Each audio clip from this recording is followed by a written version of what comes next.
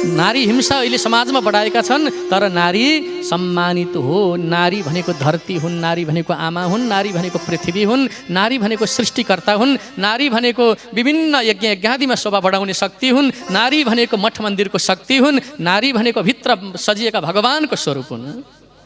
मैथुन धर्मले सन्तान जन्मिएको मध्येमा छोरीको जन्म भयो, जसको नाम हो आकुति। पहिलोचोटि सृष्टि नारीको हो। अदृश्य शक्तिले ब्रह्माजी, मैथुन धर्मले छोरीको जन्म हो।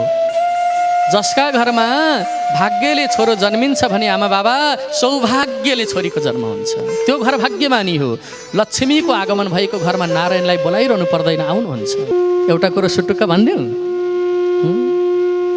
श्रीमान 5 वर्ष विदेश बसेर आउँदा त्यो घर श्रीमतीज्यूले कति सजाउनुहुन्छ, कति सुन्दर हुन्छ, स्वर्ग जस्तो हुन्छ आउँदा।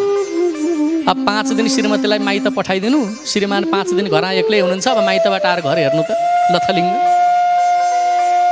त्यो बिस्तारामा तन्न थियो कि थिएन थाहा छैन, एउटा गुजुल्टो बनेर कहाँ पुग्यो तन्न।